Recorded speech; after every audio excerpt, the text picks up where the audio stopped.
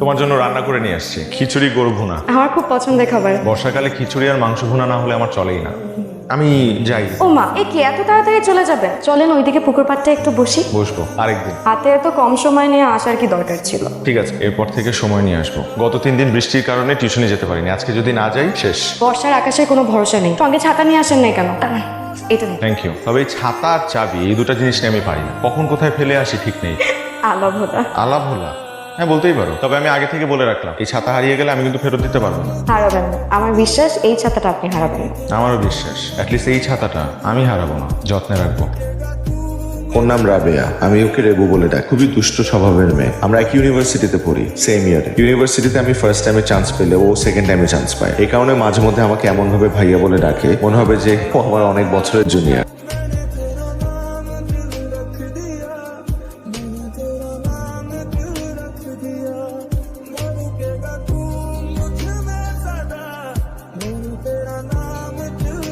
কি করছেন? হুমায়ুন আহমেদের উপন্যাস পড়ছি, বাদল দিনের প্রথম কদম ফুল। শুনেন, আমার কিন্তু এবার প্রথম বর্ষায় কদম ফুল চাই। কোথায় পাবো? কোথায় পাবেন জানি না, কিন্তু কদম ফুল আমার চাই চাই। আর প্রথম বর্ষায় যদি কদম ফুল না ফোটে? তাহলে জারুল হলেও চলবে। বকুল হলে ক্ষতি কি? ক্ষতি নেই। সেদিন যদি বৃষ্টি না নামে, মেঘ না ডাক, তবুও আমি ভালোবাসি। বৃষ্টি নামাবো অঝোর ধারায়, একগুচ্ছ কদম ফুল হাতে নিয়ে, কথা দিলাম।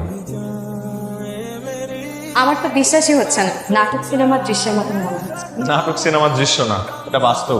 আমি না ভাবতেও পারিনি আপনি সত্যি সত্যি ফুল নিয়ে আসবেন। আমি তো ফান করে বলেছি। তোমার কোনো কথাই আমার কাছে ফান না। তারপর কোথায় যাচ্ছি? গুটি গুটি পায়ে হাঁটতে হাঁটতে ওই বকুলতলা পর্যন্ত। শুধু বকুলতলা পর্যন্তই? তোমার যখন ঘরে ফেরার তারা, তখন এতটুকুই তো অনেক। বেশি করে চাইলে কি চাই? একটা গধূলি বিকেল। মেঘ ডাকছে, বৃষ্টি নামবে এখন।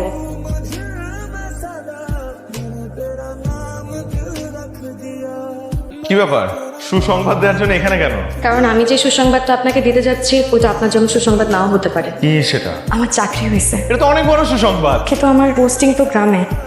গ্রামে মানে তুমি এখান থেকে চলে না, বলছিলাম যে দুদিন যাবত এখানে থেকে পড়াশোনা করে তুমি ওখানে গিয়ে। কারণ আমার পরিবার চায় আমি তাদের কাছাকাছি থেকে চাকরিটা করি। পরিবার চায়? কিন্তু আমি চাই আপনার চাকরিটা খুব তাড়াতাড়ি হয়ে যাক, কারণ আপনার চাকরি যত তাড়াতাড়ি হবে বিয়েটাও তত তাড়াতাড়ি হবে।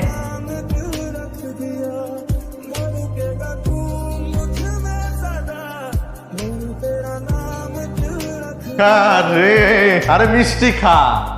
কিসের মিষ্টি? আজকে কার চাকরির রেজাল্ট দেওয়ার কথা? হয়ে গেছে মামা, আমার চাকরি হয়ে গেছে। বাহ, খুশি তো হয়েছি, কিন্তু এটা তো ফাইনাল পরীক্ষা, আসল পরীক্ষা কিন্তু এখনো বাকি আছে। রাবেয়াকে গিয়ে তোর ভালোবাসার কথাটা বলতে হবে, তারপর ওকে জয় করে নিয়ে আসতে হবে। কে পারবি না? অবশ্যই পারবো। ম্যাডাম, মাসুক নামের একটা লোক আপনার সাথে দেখা করতে আসছে, ওই যে দাঁড়ানো আছে। কেমন আছো? ভালো, আপনি? ভালো। রেবু, আমার একটা চাকরি হয়েছে, খুব ভালো চাকরি।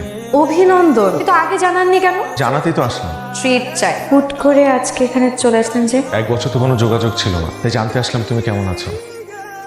ভালো, খুব ভালো। তোমার বাবা কেমন আছে? চলেন না আমার গ্রামটা আপনাকে আজকে একটু ঘুরে দেখাই। শিওর। চলেন। খুব কাম অ্যান্ড কোয়াইট গ্রামটা। এমন একটা জায়গায় অনায়াসে সারাটা জীবন কাটিয়ে দেওয়া যায়। তোমার মনে আছে তুমি আমাকে বলেছিলে যত দ্রুত একটা ভালো চাকরি পাবো তত দ্রুতই বিয়েটা হবে? মনে আছে। আমার এখানে আসার মূল উদ্দেশ্য এবার আসলে বিয়ে করা, বিয়েটা করতে চাই। ভালো তো, আমাদের গ্রামেই করছেন? বাহ। তোমাদের গ্রামে তোমাকে। আমাকে? রেবু, আমি তোমাকে বিয়েটা করতে চাই রেবু। দেখেন, আমার মনে হয় আপনার কোনো মিসআন্ডারস্ট্যান্ডিং হচ্ছে। আমি সবসময় আপনাকে আমার গার্জিয়ান হিসেবে দেখেছি, এর বাইরে কোনো ফিলিংস আপনার জন্য আমার নেই, ছিল। মানে মানে এতদিন তোমার সাথে আমার যা ছিল, এটা মানে তুমি বলতে চাচ্ছ যে আমার প্রতি তোমার এতটুকু ভালোবাসা ছিল না? কিন্তু রেবু, তা আমি তো তোমাকে ভালোবাসি, তাকে আমি তোমাকে ভীষণ ভালোবাসি। সব ভালোবাসা পেতে হবে কেন বলেন? না পেয়েও তো ভালোবাসা চাই। আপনি না হয় আমাকে না পেয়েই ভালোবাসতেন।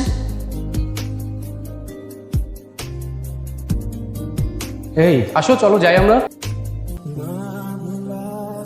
ভাইয়া, আমার পক্ষে বিয়ে করা সম্ভব না। না না, অসম্ভব বললে তো হবে না রেনু। দেখ, তুই খুব ভালো করে জানিস আব্বা মারা যাওয়ার আগে ওই ছেলের বাবাকে কথা দিয়ে গেছিল যে তোর সাথে বিয়ে দিবি। ছেলেটা ভালো, ছেলের পরিবার ভালো, বিয়েটা তোকে এখানেই করতে হবে। তাও আমি ওই ছেলেকে বিয়ে করতে পারবো না, একটু বোঝার চেষ্টা করো। আরে কি মুশকিল! আচ্ছা, বিয়েটা করতে পারবি না কেন? কি হয়েছে তোর? আমাকে খুলে বল, আমাকে বল তুই।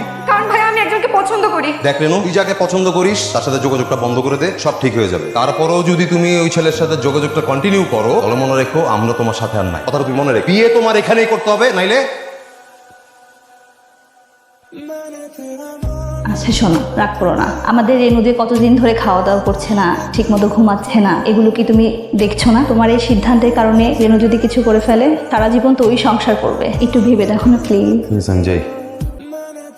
রেনু, বাসা চল, একসাথে খাবো। আমি পরে খাই। আচ্ছা ঠিক আছে, শোন, তুই ওই যে ছেলেটা কি যেন নাম তুই পছন্দ করিস, ওই ছেলেটারে ফোন দিয়ে বল ওর গার্জেনে আমাদের বাসায় আসতে, কথা বল, ঠিক আছে? ভাইয়া, আমি একটা সিদ্ধান্ত নিছি। বল। আমি মাসুককে আর ফোন দিব না। তোমরা যে ছেলেরা পছন্দ করবা, তোমাদের পছন্দের বিয়ে করবো। হঠাৎ আবার কি হইলো?